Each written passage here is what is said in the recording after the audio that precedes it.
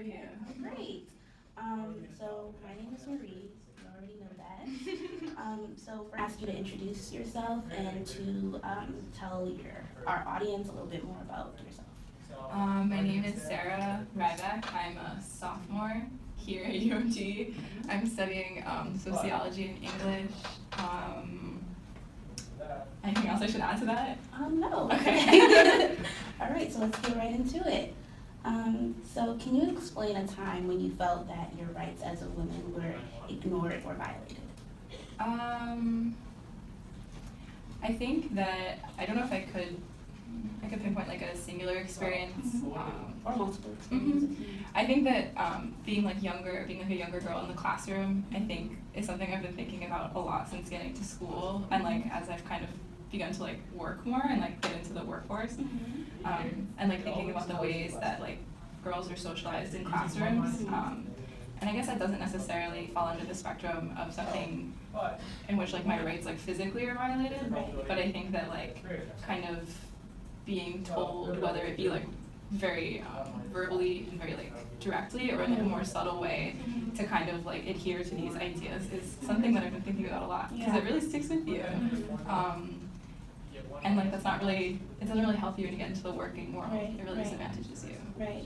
And so like you mentioned girls being socialized in the classroom. Can you elaborate on that a little bit? Yeah, no, I think that just kind of being told through messages and through whatever the case may be, to kind of like behave and like to not be too much of anything, like to not be too loud, to not be too like, I don't know, bossy, whatever. And then kind of like shrinking in a way almost, whereas a lot of your male counterparts that's really encouraged in them. And I think that results in like a lack of confidence and a lack of a lot of other things that stay with you. Do you characterize yourself as a feminist? At what point in your life did you start to identify as a feminist? And what does the feminist movement and being a feminist mean to you? I do characterize myself as a feminist. I guess that the point that I started identifying as a feminist was when I like learned what it like was, which I guess would probably be in like high school, like early high school. But like thinking back, I think I just didn't have the language when I was younger. But yeah, so I do characterize myself as a feminist, and I think for me, that's hard to kind of describe the like, in a very succinct way, but I think that it's just about like kind of creating a culture that not only strives for gender equality, but like strives to continue to like learn about and work on that at like every level and like every way. That was like really the most broad answer I could have given you. But okay, so gender equality. All right. So in our women's studies class, we discussed a novel entitled "Feminism is for Everybody" by Bell Hooks. In the novel, Hooks talks about the different components of the feminist movement, such as reproductive rights, ideas of beauty, domestic violence, women at work, the feminist movement, and so forth. What components of the feminist movement are most important to you, and which components do you find yourself advocating for the most? I think I have a hard time compartmentalizing those things, and it's something I've been trying to do less of because I think it's important to think about how like everything impacts everything else. But I think kind of taking on the way that like that these issues are discussed and that you kind of are, I don't know how to describe it, but I don't know, I think like, I don't want to say education, but I think that kind of like making all of those issues accessible in a way that like younger girls can understand it, or like older women, or like men who have like all these people that have like these preconceived ideas or don't necessarily have like the same academic background that I do or someone else does, and like have all these like buzzwords. I think that's something that's really important throughout the whole, like all of those issues that you just listed. And then I think also just like, I already said it, but like not compartmentalizing, because like everyone's identities are so like diverse and have so many dimensions to them, and it does a disservice to everyone to kind of like look at it through like one lens rather than like as this like holistic thing. Okay. And you mentioned something that I kind of agree with. You said that like in terms of like the different components of the feminist movement, it's important that we recognize how everything impacts everything else. So like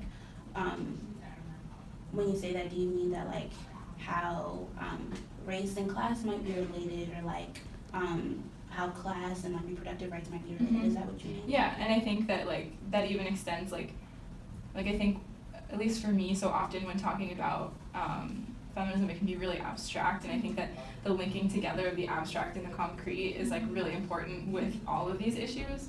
So linking like these like abstract theories with like policies or with like experiences that are like really universal to a lot of women is like really beneficial and allows for like those lines to be drawn between like class and education and then race and education and class and like all of those things. Yeah.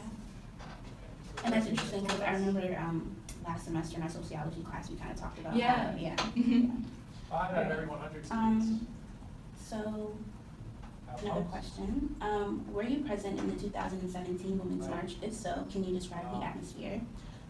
What were your thoughts and emotions like during the time? And also, some people showed negative attitudes towards the march and its impact. Do you think that the march was successful? Have you been to other demonstrations like the Women's March, and what were they? What were they like? And I can repeat those questions at any point, but yeah. I was at the Women's March. It was a very chaotic, like, I don't know, I think I and the people that I was with were kind of feeling like a spectrum of emotions, because on one end it was like very powerful, and it was particularly powerful for me because like all the women in my family came, so I was like, this is really cool. And it was like very cool to see like kind of that, like it was just really crazy, like my grandmother and like all my little cousins, and like that was really cool to see. And then I think just like the magnitude of it was really powerful. But I also think that it was an indicator of a lot of the issues within the feminist, like the modern feminist movement. And I think that, unfortunately, like, because the group was so big, I think it kind of allowed for things to be ignored, for people to not be treated with respect and treated with kind of, like, given the attention and the platform that they deserved. But can you elaborate on that a little bit? I mean, I think before the march even happened, there was a lot of that back and forth between the organizers and how it was predominantly white women, and they were excluding women of color and trans women. And I think that, like, that kind of framework from the beginning was present throughout the whole march, and I think that like it just serves as a reminder that everyone kind of needs to consistently engage with these issues, and like I would like to think that because it was the way it was, people kind of realized it and have taken steps. But I also think that I hang out with a lot of people who identify as feminists and like talk about that a good amount, so I don't know. Do you know what I mean? Yeah. Like it's kind of hard to speak for other people. Yeah. Just looking at yeses.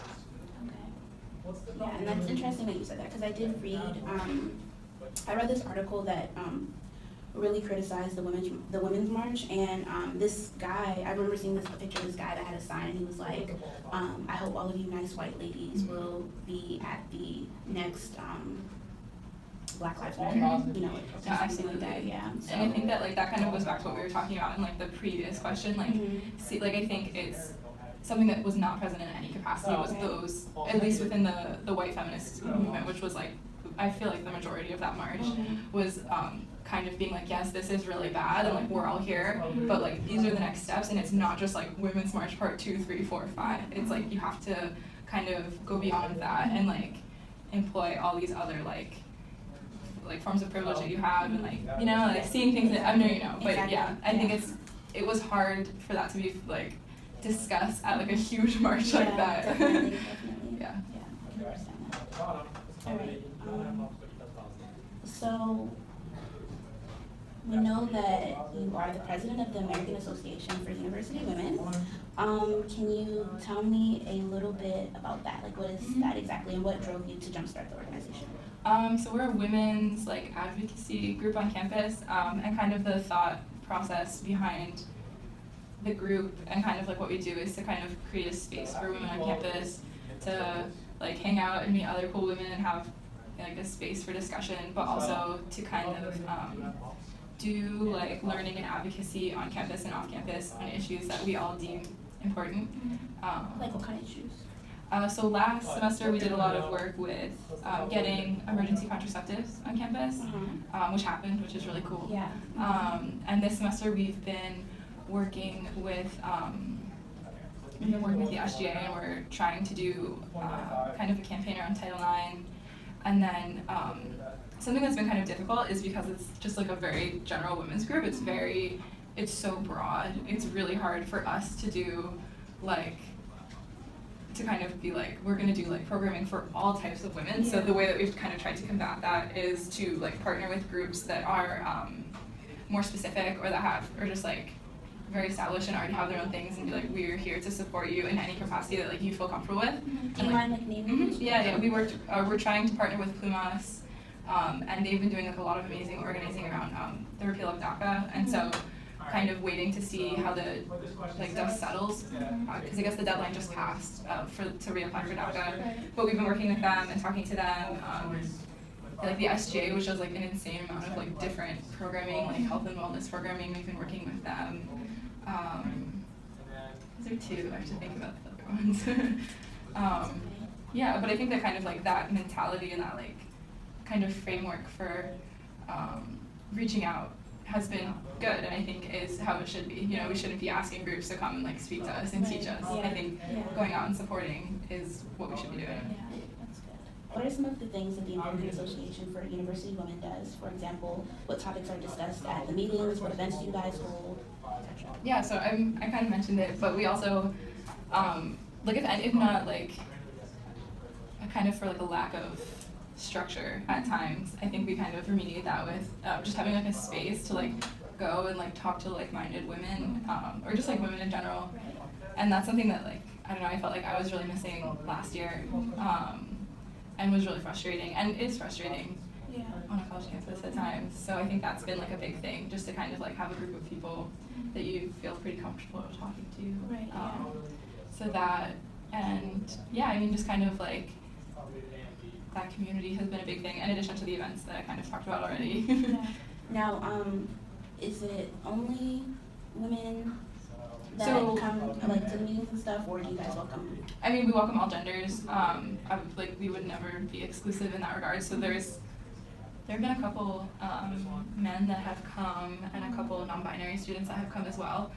And we partner with the Equity Center, the LGBT Equity Center. So we're taking part in their like Trans Terps campaign, and that's been awesome because they're amazing and doing such cool work. And I think that has allowed us to kind of facilitate discussions about like, how do you define a woman? Who are we to define a woman? Like that kind of thing, and that's been like really good and very positive, I think. So what is the goal / purpose of the American Association for University Women? And what are some things that you would like to see change here at UMD in reference to women and how women are treated? I mean, the goal is to just kind of provide a space for women to have discussions about their experiences as women, and then like the experiences that like they just kind of have. And then in terms of like what I'd like to see change, I mean, I think that like as we've touched upon so many times, like feminism is such a broad and like multidimensional like thing, and I think that it's kind of hard to say like I really want like X, Y, and Z to change because that's just me. But I think that kind of having a group that can be really supportive of its members is something I'd really like to see, and we're working on kind of getting like a structure in place that will allow for that to happen. And I mean, beyond that, I think that like Maryland is a school that kind of has not the best track record in terms of supporting its female students. And so like obviously I don't think that's something I'm gonna be able we're gonna be able to change in the time that I'm here, but I think that kind of having discussions within our club or within our classrooms or within like the various spaces we all inhabit is like a goal, because I think that it's really easy for me to like go to my friends and like go to that club and like preach to the choir, but I think that kind of like thinking about ways that we can meaningfully engage with people that don't share ideas in like a non-confrontational way, and hopefully change their mind in some way or just get them thinking, is a goal as well. Yeah. And then the last question we have is, what recommendations do you have for students who may want to get involved with the American Association for University Women? Well, we have meetings on Mondays at 7 in Jimenez, and yeah, I mean, we post a lot about our events, and so what we kind of like our thing right now is we're just going to everyone else's meetings and just kind of trying to like absorb as much as we can. But yeah, coming to meetings, talking to us.